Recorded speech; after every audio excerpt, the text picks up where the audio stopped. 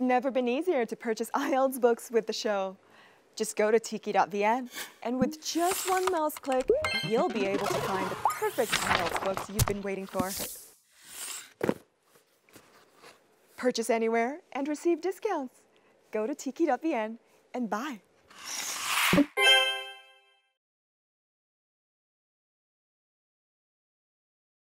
It's a beautiful day in Hanoi, and it's also a beautiful day to have another episode of Ielts Face Off. Thank you. I have a clue. Let's see. I think it's about finding the differences in here. So there's one difference, two differences, 3, 4, 5, 6. There's a lot. Maybe today's episode is about differences, to be able to find differences, or to be able to recognize differences, or to create differences. Maybe. Because there's a lot of different ethnic groups, different types of groups of people, different occupations, and just different beliefs. So I think today is about differences. But let's see who the guest is today. My name is Lu. I used to work for the Center of Disability Research and Capacity Development, which is a local non-governmental organization working to improve the quality of life for people with disabilities. In 2010, I got a full scholarship from the Ford Foundation to study Master in Social Work at Washington University. After coming back, I am more active not only in organizational management, but also in disability rights. In addition, I provide disability trainings for social work students.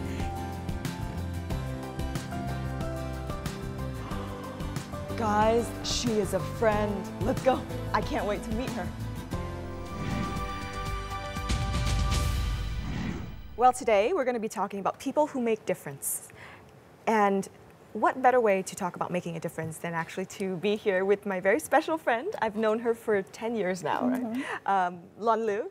And thank you so much for coming, Ji. How are you? I'm good. Thank you so much for inviting me. So, talking about being part of this whole society, you had polio when you were a little girl.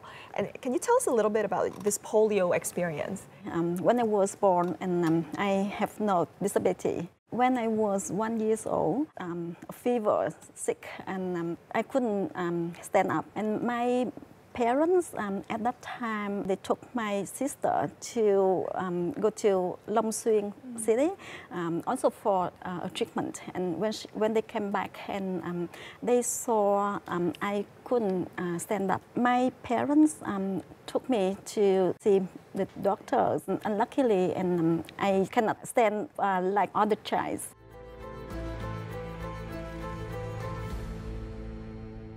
But luckily, I just have the one leg weak, and the other is strong. Yeah, so that's why I can walk slowly. Yeah. So, when you graduated from university, did you have difficulties looking for a job? Yes, people without disabilities, they are more easier to find job rather than people with disabilities. Before 2000s, the disability stigma is still there. When we seeking job, many employers think they could need more support for people with disabilities, a lot for the expenses or more effort to support for people with disabilities. So they hesitate to hire people with disabilities. And they still have some discrimination, and the physical environment is not friendly for people with disabilities. Yeah. So you started DRD in 2000, I remember correctly, 2005, right? Yeah, 2005. Yeah, so Disability Resource and Capacity Development.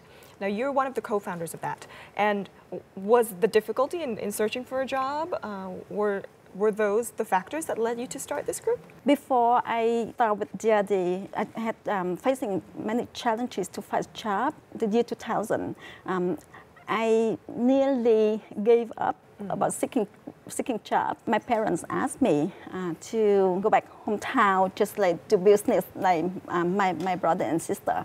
But I asked them, okay, give me 3 months to find job in Ho Chi Minh City. Luckily, I applied to the ﷺ company.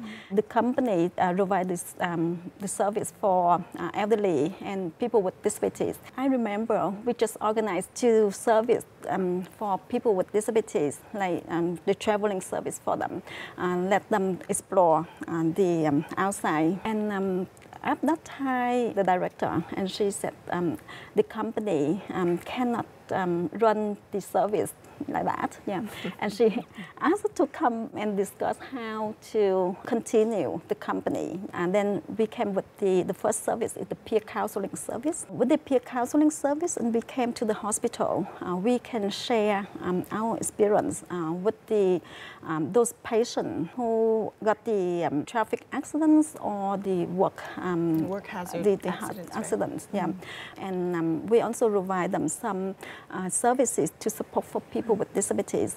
I would say there are 2 types of people, right? The ones who are born with some kind of disability, and the ones that actually get it later in life. Often I see the ones that get it later in life tend to be a lot more, I would say, broken down by disabilities. Do you see that? And do you see a difference between the people that are born with them and the people that develop them later on in life? Mm-hmm. Yes, the people was born with the disabilities, or they have the disability when they was a child. They facing with many challenges earlier, and they know how they can overcome or deal with the situation. The others, they had the accident, and they also don't know how to deal with the disability because they also don't know the resources around them to support for people with disability. So that's why, and they feel more disappointed. And they easy for them to think about to kill themselves. If they know how to use the resources around them and feel more confident to live with the disability, and I think they will interact better than the others. In terms of the resources for people with disabilities in Vietnam, in your opinion, what are some of the resources that should be provided to the people with disabilities here in Vietnam? For the accessibility buildings, the first one, we have the accessible ramps. The second, in the high building, and have the elevator.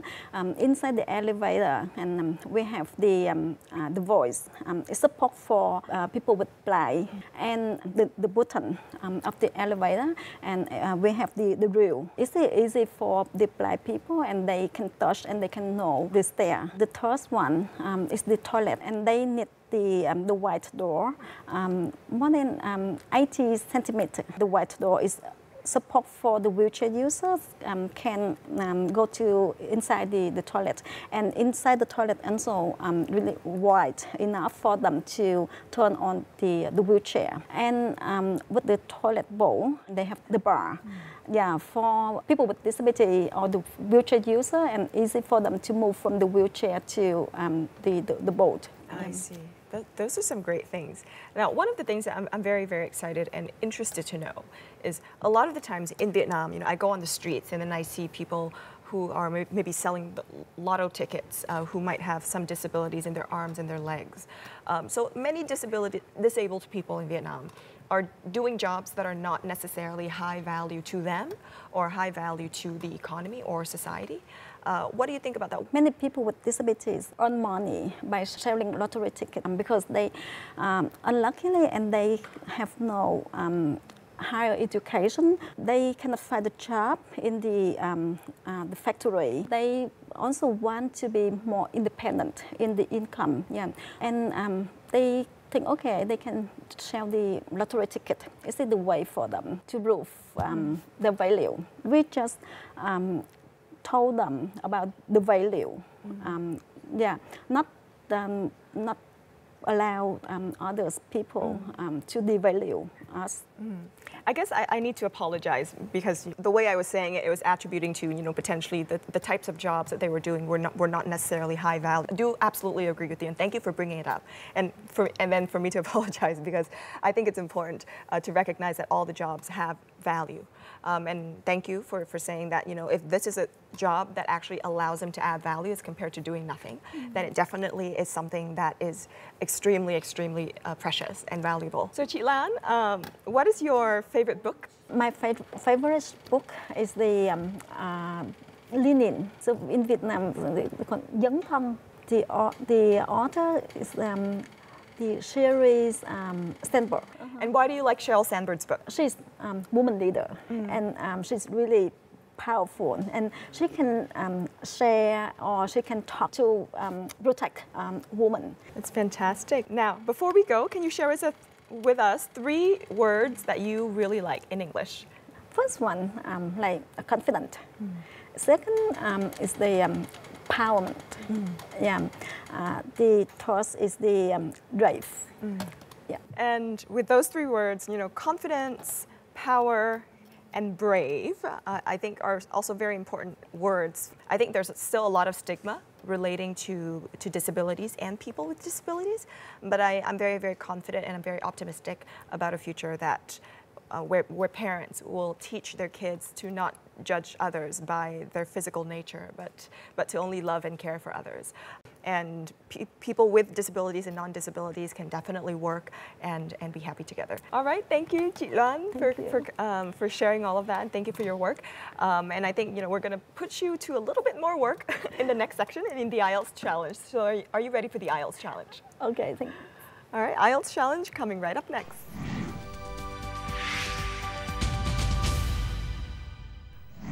Oh, we're back here at the Ielts Face-Off studio with our guest Loan Lu, and we are off to the Ielts challenge. The rule of this game is for us to fill this plate with 20 beans and using only the tools provided to us. And we actually have to do a lucky draw to find out which tool we will be using. Okay. So let's get started. All right, so I'm going to pick my first tool. You can pick your tool. Okay, I have chopsticks, yes. Spoon. And what do you have? Spoon. You have a spoon, okay. So only 1 bean at a time. Okay. Ready? Get set, go. Oh my goodness, no!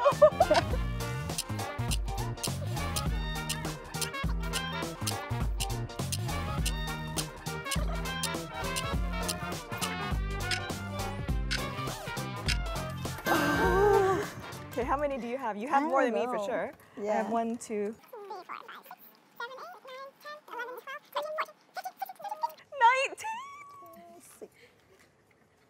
8.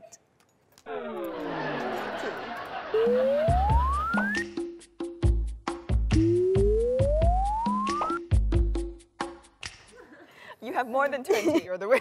You're obviously better at this. Because I have the easy spoon. You want to try switching and see? Let's do another 45 seconds with you using chopsticks. Let's empty all of this back in. Okay. And then me using the spoon and see how we perform. Ready? Get set, go.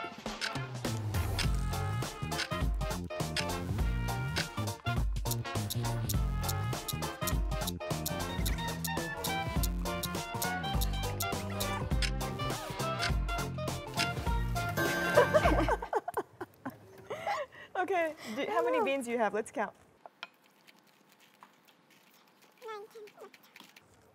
25. Wow, you're good. I have 28. Okay. You're still good. Well, thanks a lot for coming. Thank you so much for inviting me. Yeah, it's always such a great pleasure to have you here. All right, guys, it's been a great time with Loan Lu, and we still have more coming, so stay tuned for the next section. Next, on Ielts on the go, together with Khánh Vi, we're going to meet 2 young students from PHÄ High School for the Gifted. They're not only amazed us by their fluency, but also their journey of practicing English. And of course, we are also so excited for the voice of this week. This boy or this girl will enter the room to confront our IELTS expert in the real-time speaking test. Your favorite part of the show is coming right now. Are you practicing the IELTS with IELTS Face-Off? Are you racking your brains to find the right IELTS book? IELTS books are rare to find, mostly out of stock, overpriced. Well, there's a treasure of IELTS books waiting for you on tiki.vn. Just by logging on to tiki.vn, you can find immediately the IELTS book that you've been searching for. And of course, there are always discounts. Buying books is now so easy. With tiki.vn, just log on to tiki.vn and purchase.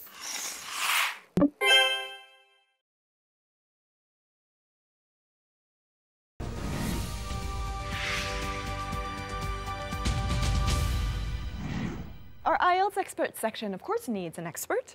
And today we have our very familiar expert. Welcome back, Richard. Thank you, Phoebe. Great to see you. Great to see you. So, IELTS on the go. Khánh Vi, take it away. Let's see if our students in Hạ Long are ready for the IELTS.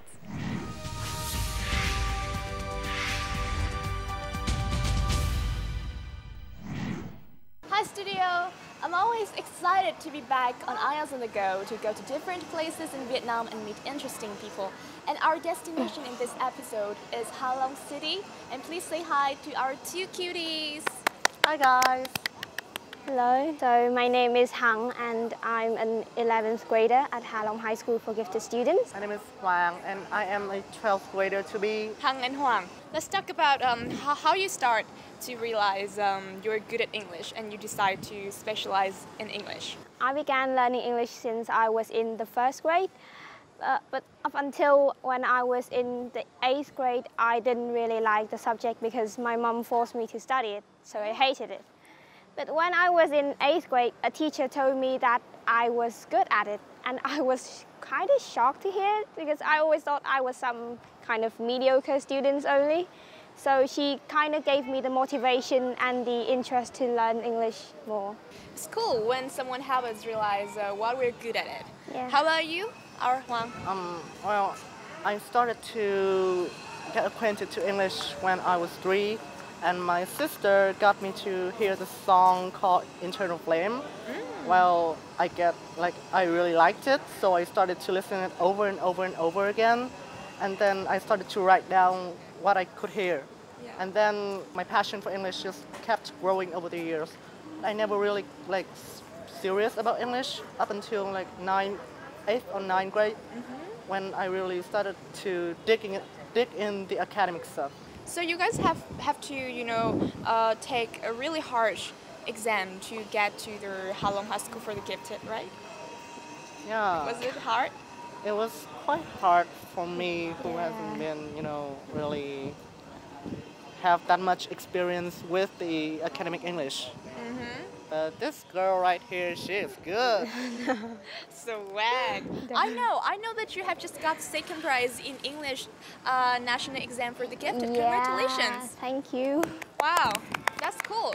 How many hours did you spend to achieve that result per day? I don't really consider English as a subject because I read every day actually. I read lots of books and fan fictions online, so I just kind of live with that language. It's kind of natural, not just something that I have to study and spend lots of time on. Ha Long is an amazing tourist destination. Yeah. You guys must have been looking at a lot of international tourists. Do people here speak English? To communicate with a tourist? Not really. That common. Yeah. When I speak to a tourist, she seemed very surprised that there is someone that speaks English. Really? You're the first one, she said. Oh, all right. So, but I think that meeting foreigners and having a try at talking to them is also a good experience. Yeah. Yes. So, one more thing I would like to ask you, because you all specialize in English and you have a remarkable knowledge of English also. So could you give the viewers some tips in learning English, small tips from your personal experience and process of learning? Starts from Hằng. Well, I think to learn any language, not just English, you have to learn to love it first. So like me, I learned to love English because I read this book called The Hunger Games by Susan Collins, and it was in English, so I just started to love the language more. Thank you, our lovely girl. About you? I know it's very hard at first when you start to know English, so my one advice is try to have patience. because English is very like an amazing tool for you guys to figure out all the knowledge that you may not know. So just have patience and hang in there eventually. Thank you for teaching me awesome knowledge. I love it. I would love to give you a gift, which is one of you would be the one to take part in an IELTS speaking test in IELTS on the go, IELTS Face Off. And who would that be? Yes, we already have the answer. What? Who? Hang, you mean Hang? Yeah. Huang and I will wish you best luck for your IELTS speaking test in IELTS on the go. Are you ready? A little bit nervous? Yes. But just think that, yeah, we have been going through this, so it's going to be all right. High five. Good luck. Thank you. It will be a piece of cake to you, girl. So, are you ready to face off, Richard? I'm ready to face off. Let's go. Yeah, we have Minh Hằng, who decided to challenge herself with the real-time speaking test and becomes voice of this week. How well can she manage the test? We will find out soon. Have you ever wondered how you can manage the time for reading passage? We have all the tips for you to master this skill. And in Book of the Week, we will check out a book called Top Tips for IELTS General Training. Many cool things await. Yes, all will come to you right now. Hello, my name is Richard. Can you tell me your name, please? Hello, my name is Nguyễn. Let's start with part one. How will the tourism industry in your country change in the future? From what I'm seeing, we are opening up and taking in lots of cultures from the outside world. There are lots of projects going on right now, such as the castles on Bà Nà Hills in Đà Nẵng or the Beverly Hills just outside Hạ Long. So you can see that these constructions are more foreign-oriented. So my take is that we are aiming for a multicultural image of the country. Let's move on to part two. I'm going to give you a topic and I'd like you to talk about it for 1 to 2 minutes. I'd like you to describe an experience when you were late for an event. You have 1 minute for this to take notes.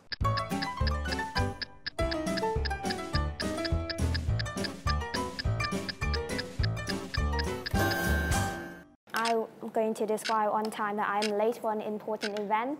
This happened actually a very long time ago, and it was the only time I had ever been late for an important event. I was in 3rd grade, and that day was the day for the finals, literature, as I remember still. The exam started at 1:30 p.m., so I was supposed to wake up at 1 p.m. I told my dad to wake me up because I didn't have a phone back then. I couldn't set the alarm. But for some reason, my dad probably thought that I could use some more sleep, so he woke me up at 1:30 instead. Needless to say, I woke up in complete terror. We were rushing at school, and I was furious with my dad, but even more so with myself. Or on the way to school, I was so numb with fear that I couldn't do anything straight. And when I finally got to the classroom, everyone had already taken their seat, and the papers had been distributed. I broke down in front of everyone and sobbed into my palms.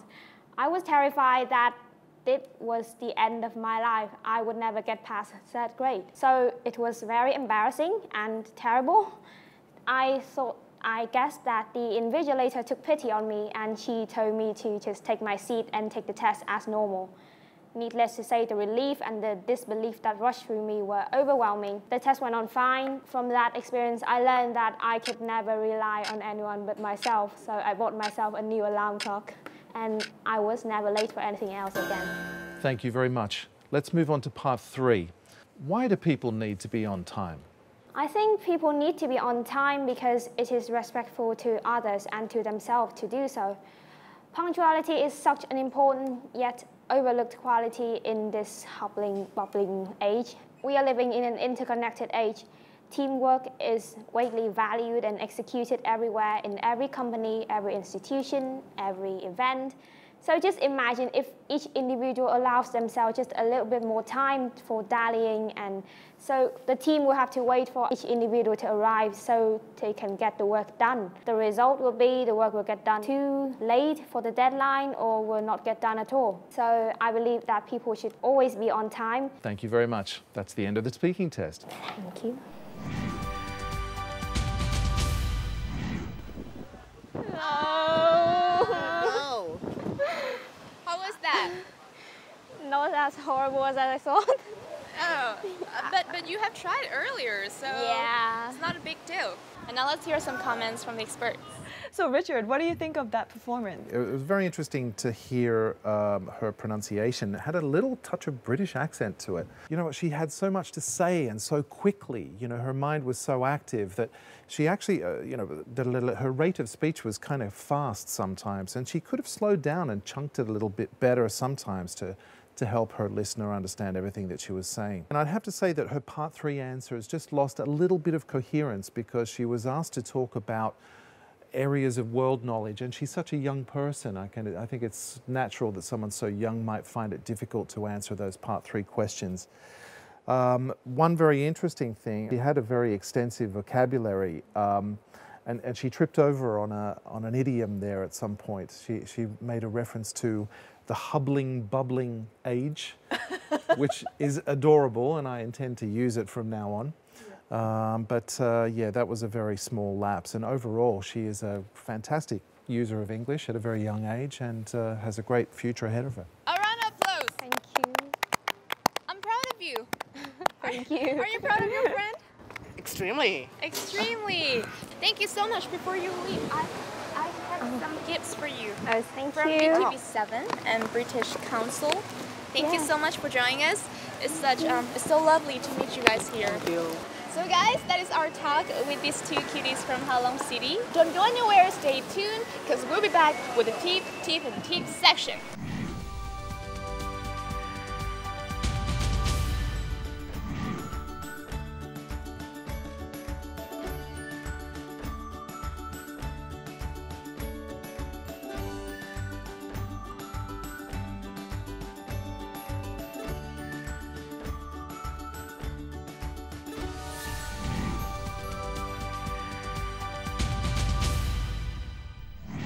In this week's edition of Tips, and Tips, we're going to be talking about time management.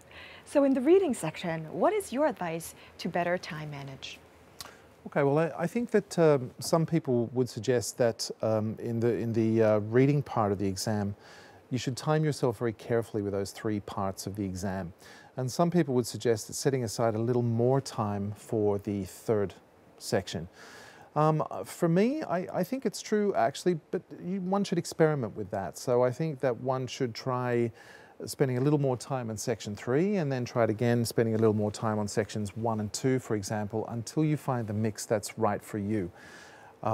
Because firstly, it's a great idea to repeat these exercises again and again. And it takes a little repetition, I think, until you find the mix that's correct for you in that way. So Richard, do you have any idioms for us this time? You've ever been in a situation where things are not exactly perfect, but you have to keep smiling? The expression is to grin and bear it. Yeah. I've got another one here. What about, you know, when things are not going so well for you, but again, you just have to persevere. Take the rough with the smooth. Yeah. And if you want more tips, or if you want to have a look at IELTS books that can help you reach your IELTS score, make sure you check out some of our books advice. And this includes all types of books.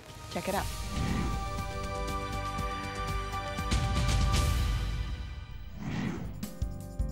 This book features tips and strategies written by us examiners. It is quite short, only 90 pages, and is easy to understand.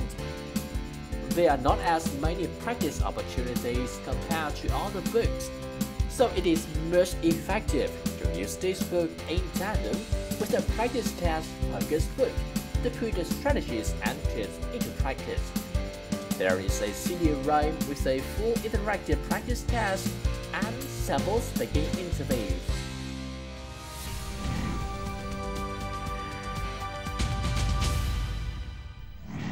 You might be wondering, sitting in your room, watching our show, and thinking, where can I get all of those books? It's not difficult to get books nowadays. Check out potentially tiki.vn to discover your books and have them delivered to your door. Why not? All right, thanks Richard for coming by. Pleasure. Always. Thanks so much, Phoebe. Absolutely. Ooh, I like this idea of rising up from the ground. If we all like to make a difference, I think IELTS Face Off is definitely a place where I feel like we've made such a big difference. Everybody has a role to play, everybody's making a difference. The show itself is creating a lot of disruption and changes. So tune in, because we really want to be the miracle that inspires everybody to do something better. Ciao, ciao, ciao.